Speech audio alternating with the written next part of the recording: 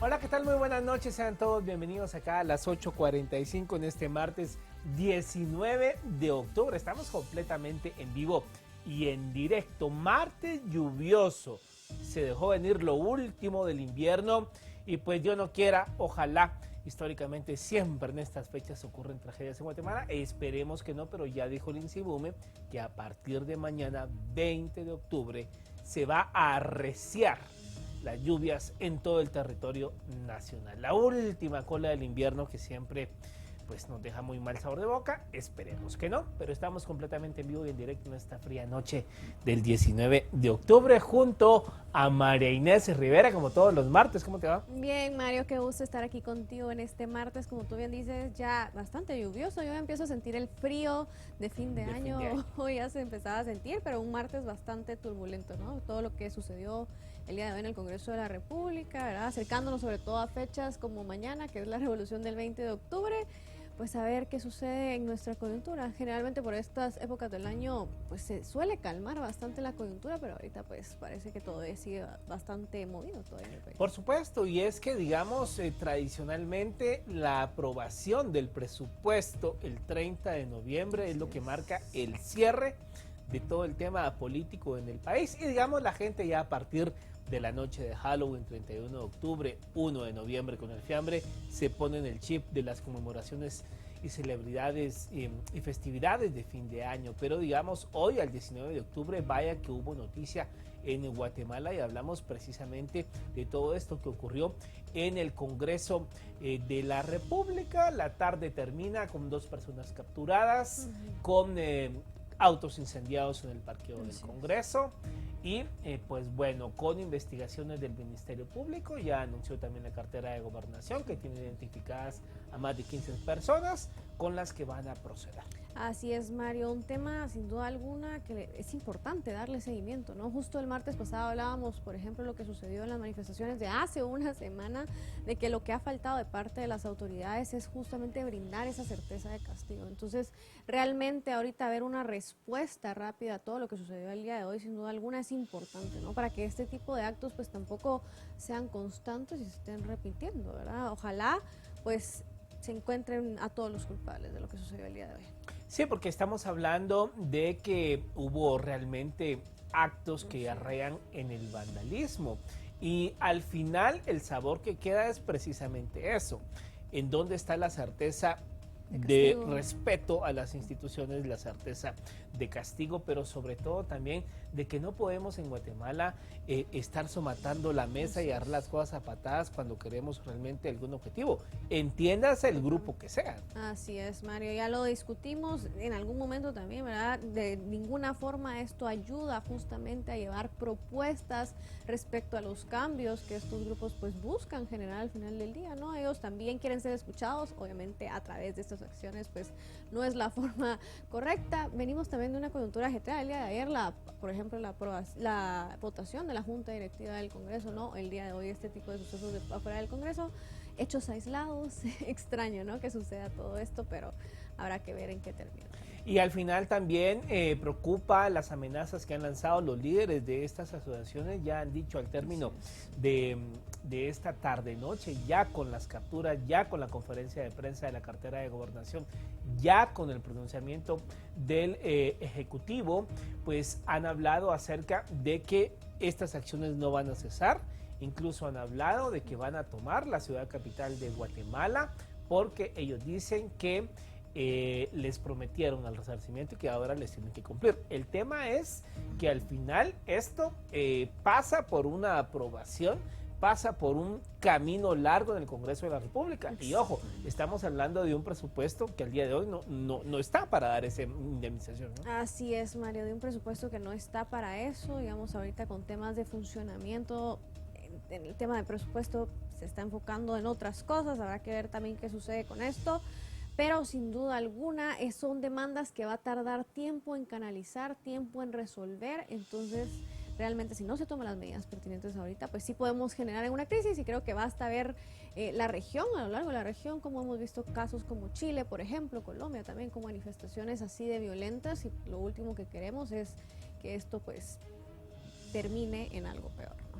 Sí, y al final, como bien estabas mencionando, venimos de un martes en donde vimos los daños a la estatua de José María Reina Barrios, un hecho que también deploramos y condenamos acá en este espacio, en cuanto a que pues, al final no tiene ni culpa la estatua ni se va a resolver los problemas con estar botando una estatua.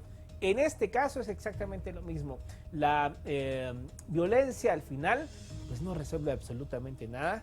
Los carros del Congreso pues se pueden volver a reparar, pero el tema es el hecho en sí, ¿no? O sea, ingresar, todos vimos las imágenes, ingresar con esa violencia al parqueo del Congreso, y sobre todo porque adentro habían trabajadores, habían diputados, independientemente de qué bancada era o no. O sea, no se puede estar atentando contra la vida de las personas así, y sobre todo estar reclamando, por supuesto, la Constitución garantiza el derecho de petición a todos, pero en algo como esto, estar, digamos, ya rayando en la violencia para hacerse escuchar, creo yo que ningún grupo en el país puede anteponer su derecho de petición a vulnerar y sobre todo destruir el patrimonio público, ¿no? Así es, Mario, ya lo mencionábamos, ¿no? El Ministerio de Gobernación, pues por fin el día de hoy se pronunció. Habíamos visto bastante pasividad también de parte de las autoridades respecto al tema, y tenemos un enlace ahorita con Sergio Segueda, que nos va a ampliar un poco más acerca de la información sobre esta conferencia de prensa que brindó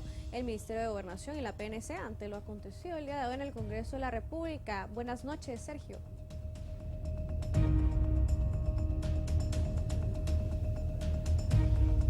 Muchísimas gracias, compañeros, y es que justamente hace algunos minutos el Ministerio de Gobernación ha compartido información sobre lo sucedido esta tarde en los alrededores del Congreso de la República, hechos que terminaron en disturbios y la captura de algunas personas. Según el Ministerio de Gobernación, se ha logrado la captura de 2 personas, otras 2 se encuentran bajo custodia en un centro asistencial y se está dando seguimiento a otras 2 personas. Sin embargo, existen elementos donde ya se tienen identificados asociaciones u otras personas que pudieron haber participado de estos disturbios, según lo que ha indicado el ministro de Gobernación, Gendry Reyes. Tenemos más de 10 asociaciones identificadas, solo estamos corroborando la participación de las personas que integran estas asociaciones, y en virtud de eso poder documentar esta información de una forma legal bajo un procedimiento penal de forma articulada con el Ministerio Público, y teniendo dicha información la trasladaremos al Ministerio Público, y partiendo de esto vamos a cancelar estas más de 10 asociaciones donde participaron. Tenemos también identificados a más de 15 líderes, tenemos identificados vehículos que participaron el día de hoy en la manifestación, y eso nos va a arrojar la forma y la estructura de cómo operan estas asociaciones que se disfrazan de asociaciones, pero sirven para cometer hechos delictivos, los cuales estamos ya trabajando de forma coordinada con el Ministerio Público para ponerlos a disposición ante un juez competente. Cabe destacar pues que de acuerdo a la Policía Nacional Civil se han hecho los seguimientos y se ha hecho o se actuó de una forma en que se evitara que existiesen otros daños al Palacio Legislativo, según lo que refiere el director de la Policía Nacional Civil en este caso. Se desarrolló el operativo inmediatamente para la evacuación de cada una de estas personas. Gracias a Dios se dio mismos sin ningún problema. De esa cuenta se acciona inmediatamente y se logra la aprehensión de 2 personas que pues ya están puestas a disposición de juzgado respectivamente. Asimismo, la custodia de 2 más que están en el Hospital General San Juan de Dios, y estamos aún desarrollando otros operativos para poder evidenciar y documentar la participación de cada uno de los participantes responsables de los disturbios y la quema de los vehículos en el interior del Congreso de la República. De momento, el ministro asegura de que no se estarían dando los nombres de las personas que se tendrían bajo investigación. Mientras tanto, pues lo que se tiene hasta el momento en alrededor de las asociaciones que pudieron haber participado, pues dicha información se estará siendo trasladada al Ministerio Público para que se hagan las diligencias de rigor y así se logre dar con los responsables de los hechos sucedidos esta tarde en el Congreso de la República. Esta es la información que podemos nosotros brindar desde el Ministerio de Gobernación. Mientras tanto, regresamos nuevamente con ustedes al set principal. Muchas gracias a Sergio Segura por la información, ¿no? Esta fue la conferencia de prensa que brindó pues el día de hoy el Ministerio de Gobernación y la PNC, como ya bien mencionábamos, Mario, respecto a todo lo acontecido en el Congreso de la República. Y también el presidente del Congreso, el diputado Alan Rodríguez, daba una conferencia de prensa a eso de las 6:30, 7 de la noche, en donde pues se lamentaba y condenaba estos acontecimientos dados en el parqueo del Congreso, en donde se incendiaron por lo menos 5 vehículos. A esta hora todavía no se saben de qué diputados o de qué bancadas eran los vehículos, y pues bueno, esto se suma también a varios pronunciamientos que han habido respecto a condenar estos hechos. Ya han habido pronunciamientos de la Camagro, ya han habido pronunciamientos también de la Cámara de Industria, en donde llaman a la mesura y que se pues castigue con todo el peso de la ley a los responsables de estos hechos esta tarde en el Congreso, en donde pues bueno, una vez más varias bancadas llaman también a los diputados ponentes, porque hay varios diputados ponentes de estas iniciativas de ley para indemnización, a que llamen a la calma a los militares retirados, sobre todo porque ya a esta hora de la noche hay una advertencia de los dirigentes en cuanto a que han dicho que no van a cesar los actos, porque han dicho, y cito literalmente, ellos han dicho, los actos pacíficos ya culminaron, y dijeron que pues iban a tomar la ciudad capital de Guatemala. Esperemos que esto no se lo tomen a la ligera las autoridades, ¿no? Exacto, Mario, como tú bien dices, agilizar ese tema legal en el Congreso de la República va a ser vital justamente pues para darle una válvula de escape a toda esta crisis que se está viviendo respecto al tema y no llegar pues a consecuencias tan graves, ¿no? Por supuesto. Bueno, 9 de la noche con 57 minutos, vamos a dejar este tema en pausa y vamos a hablar un poco acerca de lo que mañana se conmemora en el país, una fecha que marca un punto de inflexión en la historia de Guatemala. Hablamos de la revolución del 20 de octubre de 1944, un hecho que parte la historia guatemalteca en dos, antes del 44 y después del 44. Y para hablar de todo lo que esto significó desde varios puntos de vista político y social, vamos a enlazarnos a esta hora de la noche con el coronel de artillería, Juan Estuardo Orozco Bautista, jefe del Servicio de Historia Militar del Museo del Ejército, para hablar precisamente de este punto de inflexión en la historia guatemalteca, la revolución del 20 de octubre del 44. Muy buenas noches, bienvenido. Sí, muy buenas noches a todos los televidentes. Recibo un cordial saludo de parte del alto mando del Ejército, del personal que integra el Servicio de Historia Militar y de todos los hombres que portamos el uniforme del glorioso Ejército de Guatemala. Coronel Orozco, buenas noches. Pues empezar hablando un poco, poniendo en contexto a la audiencia, ¿no? De aquel contexto tanto nacional e internacional que vivía el país en ese entonces. Veníamos terminando pues la Segunda Guerra Mundial, digamos, hablar un poco acerca de todas aquellas razones que empezaban a propiciar ese contexto de la revolución del 20 de octubre. Sí, déjeme hablarle un poco. Hay un antecedente que ocurre durante ese año de 1944 y pues traemos a la memoria lo que era el general Jorge Ubico Castañeda, que se le considera el último de los presidentes del periodo liberal de Guatemala. Es un político dedicado y es un militar de vocación.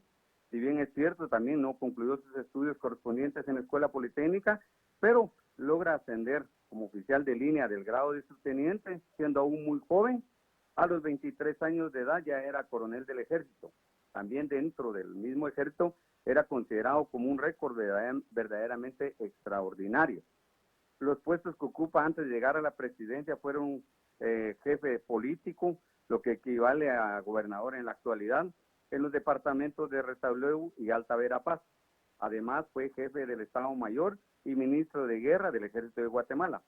Era ahijado del general Justo Rubino Barrios y por aquella época estaba de auge la Segunda Guerra Mundial, lo que afectó, por supuesto, a nuestro estado de Guatemala en sí.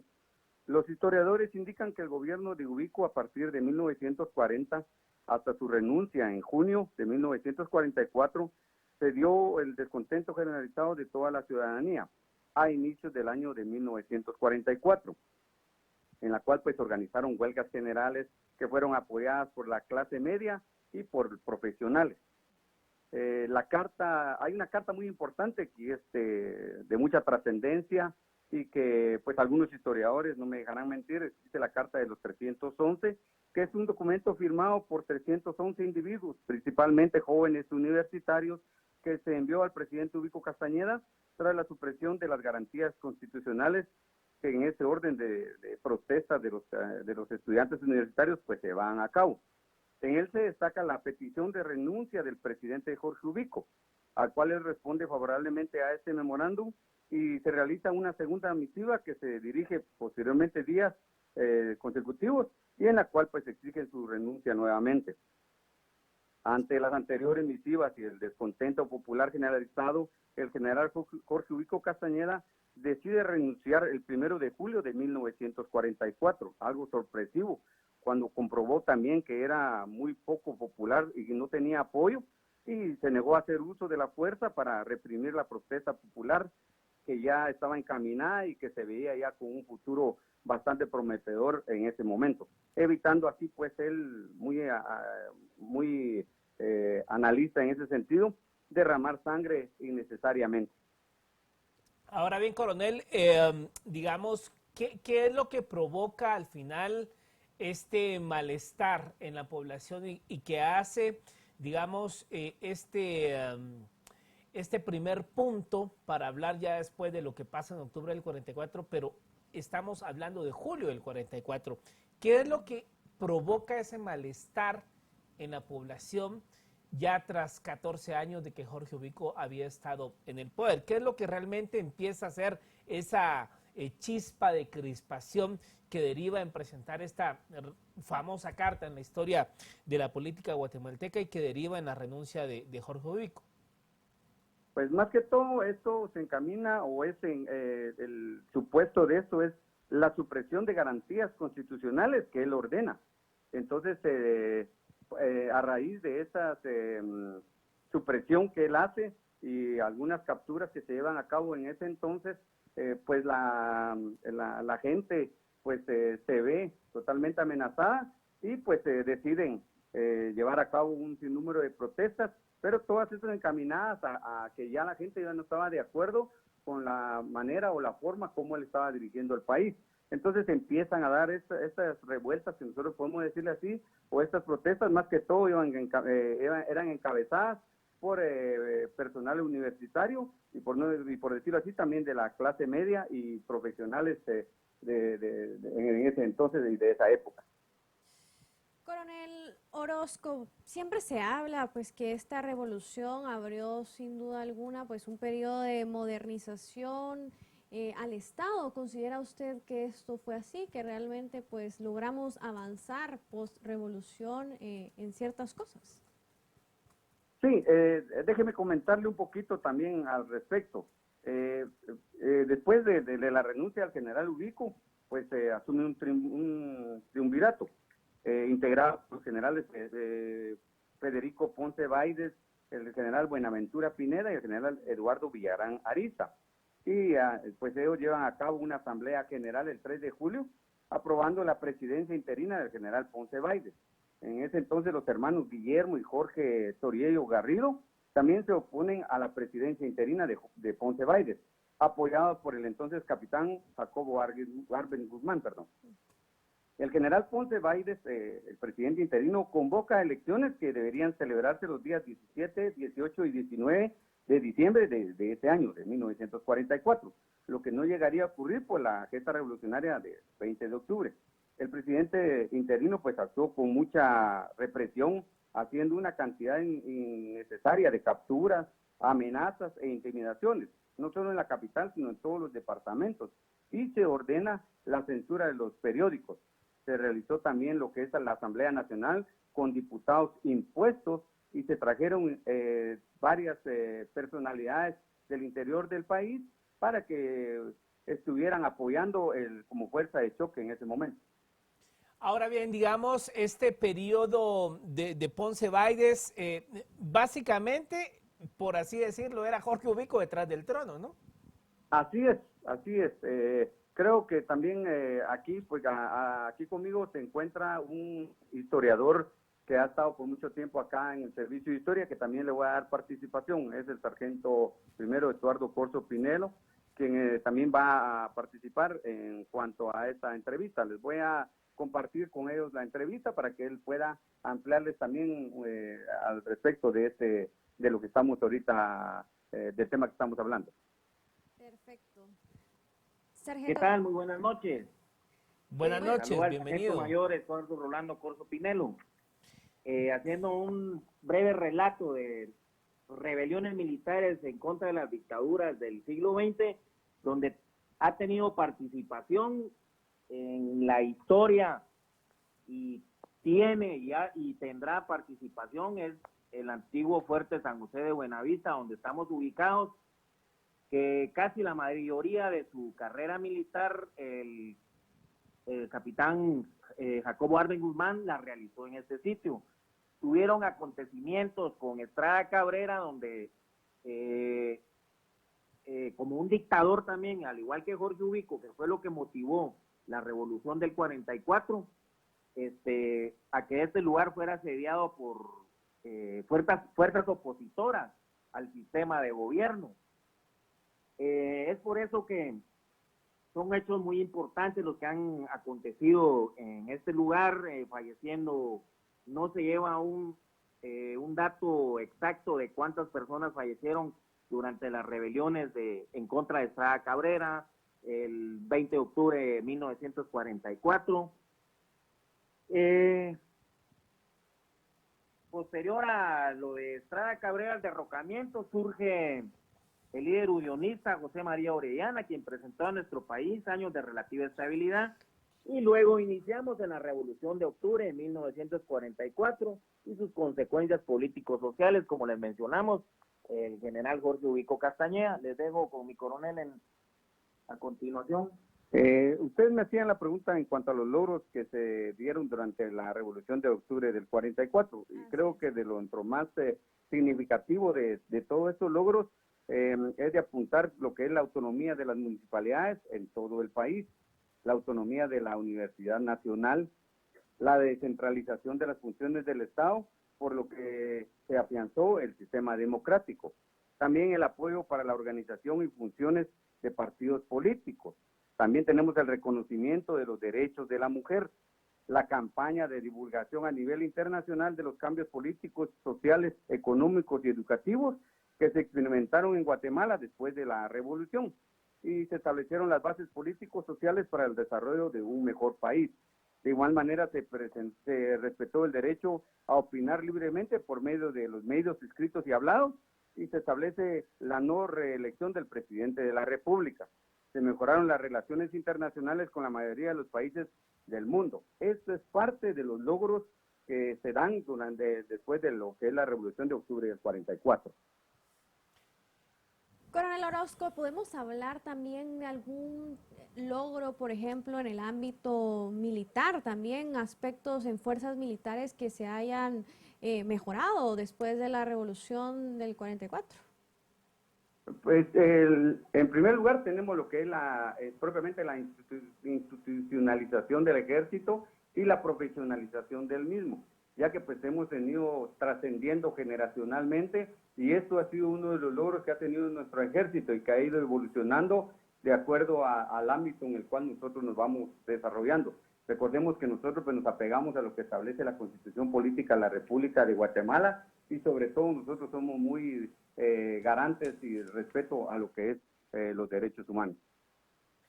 Ahora bien, coronel, digamos las horas previas al 20 de octubre del 44, básicamente, ¿cuál era el ambiente en el país? ¿Qué ocurría previo a ese 20 de octubre? Pues los acontecimientos se empiezan a dar, y se produce pues lo que le llamamos nosotros el alzamiento militar, y posteriormente pues se unirían civiles de distintos estratos sociales, que fueron planificados por Jorge Toriello y Jacobo Arben, quienes habían tenido ya una sólida amistad desde varios años.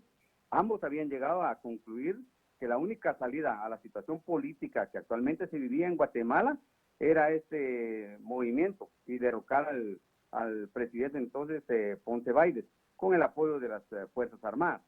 El mayor Francisco Javier Arana, que era el jefe de la sección de tanques de la Guardia de Honor, apoyó el movimiento con el fin de neutralizar las tropas que estaban en los fuertes de San Rafael de Matamoros y de San José de Buenavista, y que apoyaban aún en ese momento al gobierno de Ponce Baides.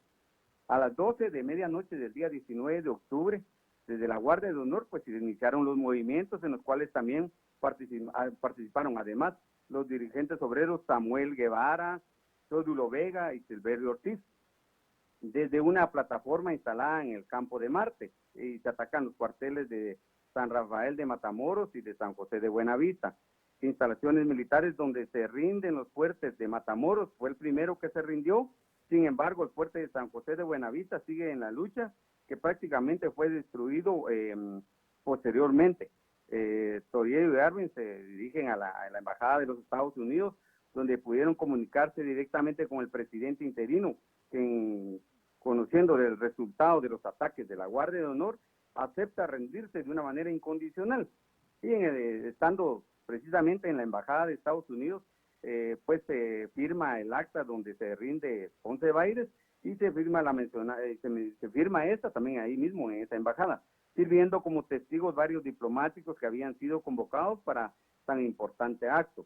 La acción armada concluyó hacia el mediodía del 20 de octubre. La Junta Revolucionaria de Gobierno, integrada entonces por el mayor Francisco Javier Arana, el capitán Jacobo Arben Guzmán y el ciudadano Jorge Toriero Garrido, permanecieron en el poder cerca de 5 meses, emitiendo los decretos más importantes y convocando a elecciones generales con una nueva constitución de la República, que se promulgó el 9 de marzo de 1945. Coronel Orozco, siempre se habla, bueno, que obviamente parte de lo que buscaba pues esta revolución era lograr un cambio estructural político, era sobre todo por, como ya usted bien mencionaba, el gobierno de Jorge Ubico, de lo que veníamos, digamos, como antecedentes. ¿Considera usted que se logró finalmente este cambio en la estructura política post-revolución? Sí se logró. Primero, pues porque se mejoraron obviamente lo que es las relaciones internacionales con todos los países del mundo.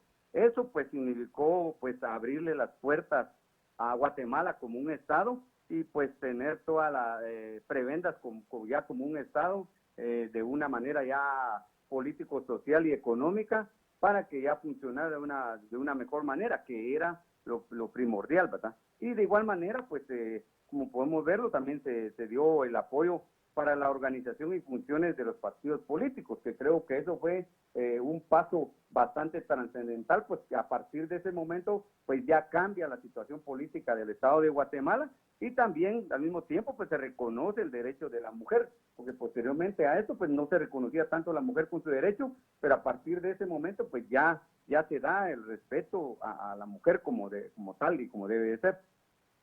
Ahora bien, coronel, digamos, ¿hubo alguna resistencia por parte de Ponce Baides, o hubo, digamos, mejor dicho, alguna facción del ejército que pudiese haber acuerpado a que Ponce Baides continuara en el poder, o definitivamente ya había, digamos, tal descontento que incluso las Fuerzas Armadas en su mayoría, por así decirlo, los altos mandos, pues acuerparon este movimiento del 20 de octubre?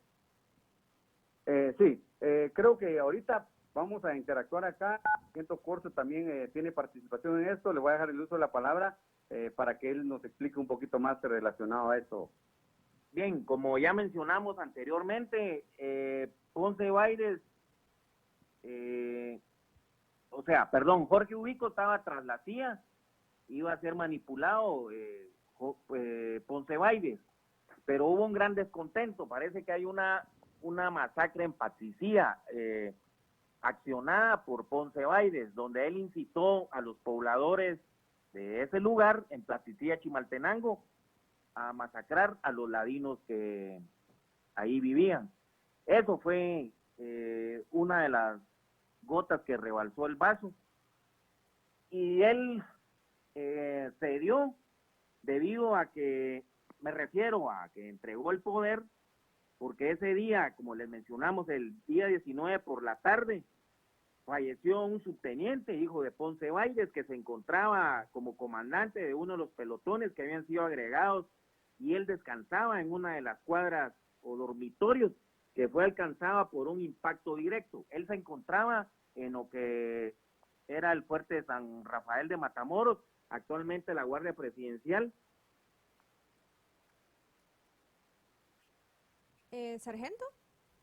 ¿Sí? Ah, no, listo. Adelante, por favor.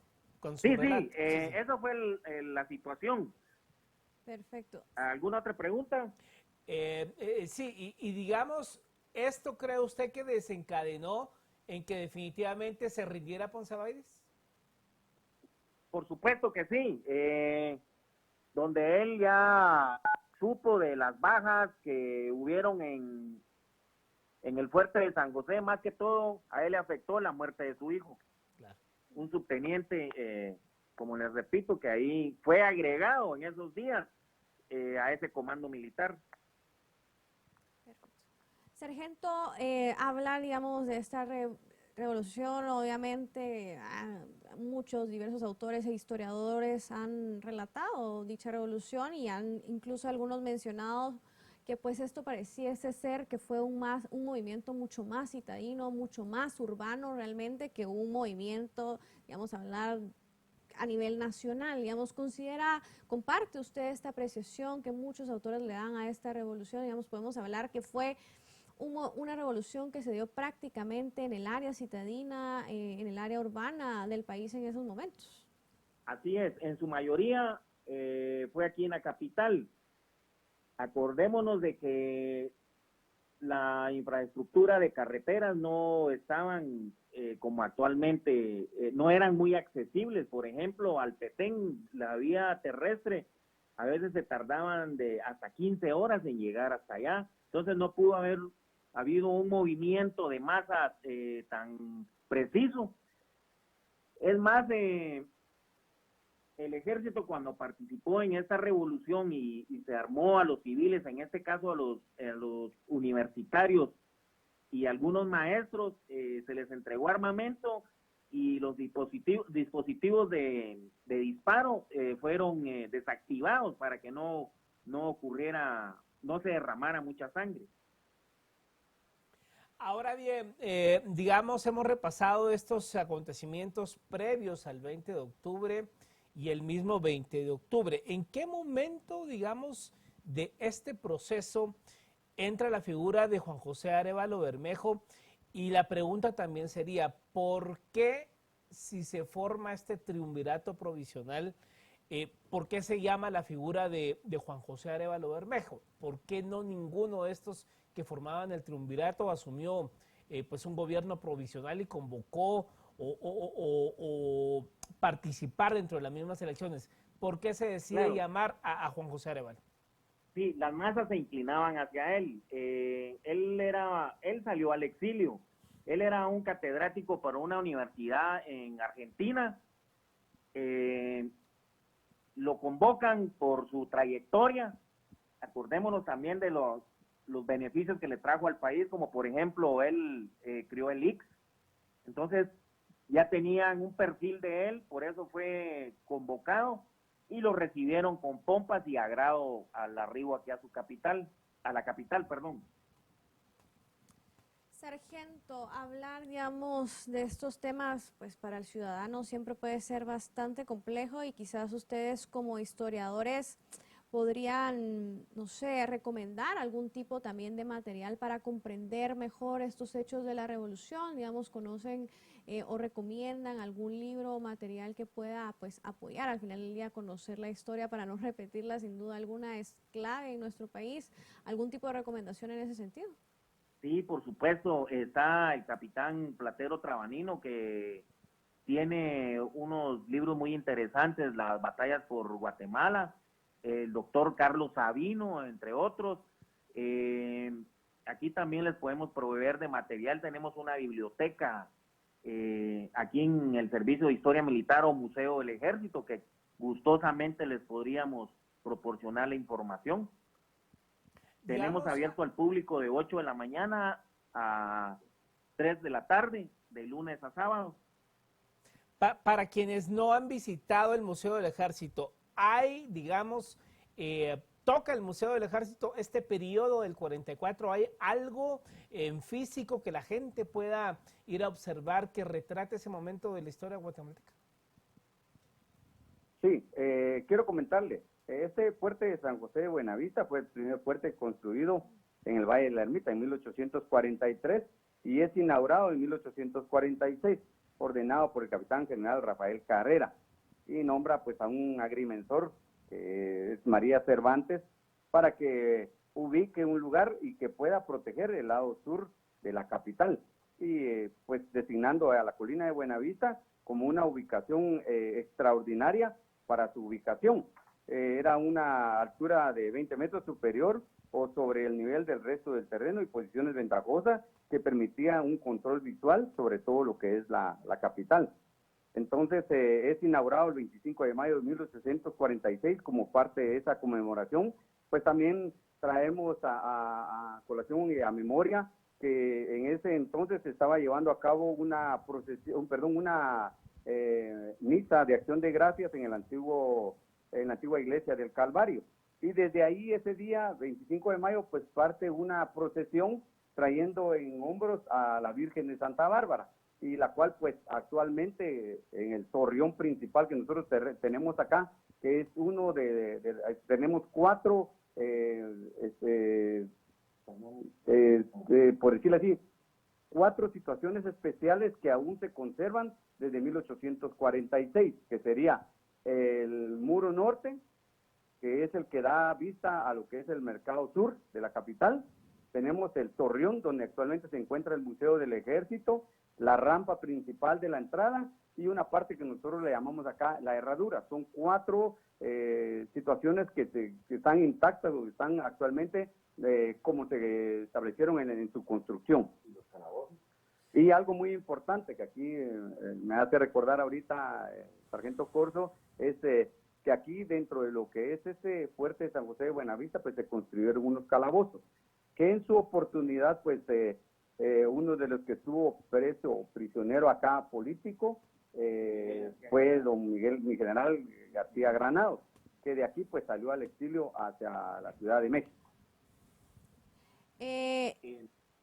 Sargento, ¿nos escucha? ¿Corso? Sí, perdón, ustedes hicieron énfasis en relación a algo histórico que tengamos de la Revolución de 1944, por supuesto. Tenemos un tanque M3A1 Stuart, fabricación norteamericana, que irónicamente sirvió para derrocar al personal que se encontraba en este lugar, y los cañones de artillería, ¿no? Los 75 milímetros, que fueron los que apoyaron, 4 piezas de artillería de 75 milímetros, que fueron los que salieron en la madrugada del 20 de octubre para ser aposentados en lugares estratégicos para poder atacar el fuerte de Matamoros y el fuerte de San José de Buenavista. Hablar del legado de esta revolución hasta de nuestros días, sobre todo por lo que ya mencionábamos en temas de modernización que trajo sin duda alguna a nuestro estado y por los gobiernos justamente que habíamos estado que el país había estado experimentando en los últimos años, es importante, digamos, para de qué forma y sobre todo ustedes como historiadores consideran ustedes que se debe comprender esta revolución y sobre todo el legado pues que ha venido a dejar a nuestra historia. Bien, el legado, como usted lo dijo en una frase anterior, el que no conoce su historia está condenado a repetirla. Esto trae consecuencias graves. Imagínense los acontecimientos del día de hoy en el Congreso de la República, que aquí nuevamente se vuelva a levantar en armas la población, correría mucha sangre, porque ya no son los tiempos anteriores donde se conservaba más la situación mental de las personas. Ahora todo es precipitado. Además vinieron reformas a la Constitución de la República, también reglamento de uniformes. Anteriormente los jefes en en el poder mantenían a los soldados elegantemente vestidos, pero descalzos. Posterior a eso, a la revolución del 44, ya en 1946, se impone el reglamento de uniformes, donde todos correctamente uniformados, calzados, y las condiciones mejores iban a ser mejores para los soldados, también su alimentación, entre otros. Y supongamos en todo este tema fueron, digamos, 10 años del 44 al 54. Digamos, ya en el 54, pues es otro punto de inflexión en la historia guatemalteca. ¿Cómo entender y explicar qué pasó, digamos, en el traspaso de mando entre Juan José Arévalo y Jacobo Arbenz Guzmán? Digamos, Juan José Arévalo no toca el tema de la reforma agraria. Jacobo Arbenz lo toca y pues bueno, ya todos sabemos en qué terminó el 54. ¿Consideran ustedes que si Jacobo Arbenz no se hubiera metido a ese tema del decreto 900, hubiese habido quizá un tercer gobierno de la revolución o las condiciones no estaban dadas para ello? Considero que no, porque usted mismo lo mencionó, su ideología era marxista-lenista, su señora esposa le introdujo esos temas, a él le gustó y pues bueno, nosotros estamos bajo la férula de Estados Unidos, les tocó el bolsillo, eso fue lo que se debió su derrocamiento, ¿verdad? Entonces de ahí ya inició otra etapa de otro periodo presidencial como lo era Castillo Armas. Jorge Ubico mantuvo al margen a los comunistas. Posteriormente Jacobo Arbenz les dio auge. Fue el divorcio que tuvo Francisco Javier Arana Castro con ellos y lamentablemente le pasó lo que le sucedió, que la historia menciona que Jacobo Arbenz Guzmán lo mandó a asesinar en el Puente de la Gloria, que supuestamente él iba tras un cargamento de material bélico que habían mandado los comunistas de Rusia, ¿verdad? Y entonces fue interceptado en el Puente de la Gloria, que él se conducía hacia un destacamento militar en el Morlón que le pertenecía al ejército. Para finalizar y ya a modo de conclusión, digamos, usted creo que era sargento, usted mencionaba algo importante, digamos, viviendo todo lo que hemos estado viendo en estas últimas 2 semanas, ¿no? Hechos pues violentos, sobre todo ese llamado a la población también, ¿verdad? ¿En qué podría desembocar una situación así, como usted ya bien mencionaba, y enlazándolo, ¿no? Con este 20 de octubre, pues mañana si lo podemos comparar de alguna forma. Bien, por supuesto, las manifestaciones tienen que ser pacíficas. A nadie nos gustaría que en el patio de el trasero de nuestra casa lleguen a hacer estragos, ¿verdad? Posteriormente a cuando uno realiza algo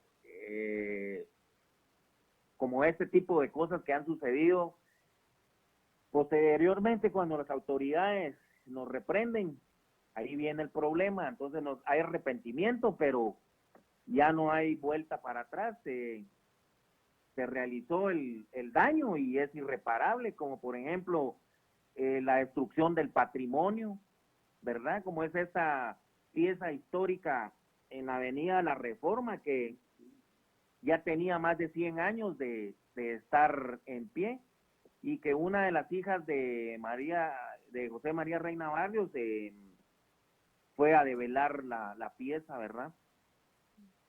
Como por ejemplo también el daño que han causado en el cementerio general, donde lamentablemente ya no tiene ninguna reparación, o lo tiene, pero ya el valor histórico ya está perdido, aunque digamos tengamos una pieza de 100 años, pero se destruya y lo vuelvan a reconstruir, ya no es lo mismo. Bueno, muchas gracias a ambos por haber estado esta noche con nosotros. En otra ocasión esperamos su participación. Gracias. Sí, solamente una última. Quería comentarles de que acá en el puerto de San José de Buenavista, después de los terremotos de 17 y 18, pues no se había llevado a cabo ningún remozamiento o restauración.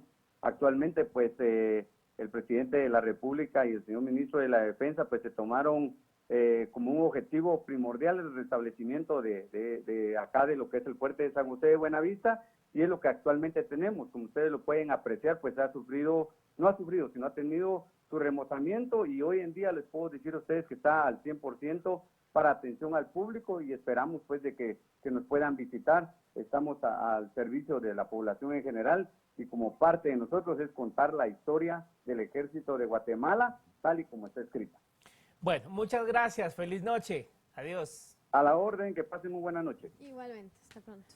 Bueno, Marinés, ahí entonces un poco de repaso por esta fecha que marcó un punto de inflexión en el país, ¿no? Así es, Mario, sin duda alguna, después de esa revolución vendrían muchos acontecimientos importantes que marcarían y cambiarían pues, el rumbo de nuestro país, ¿no?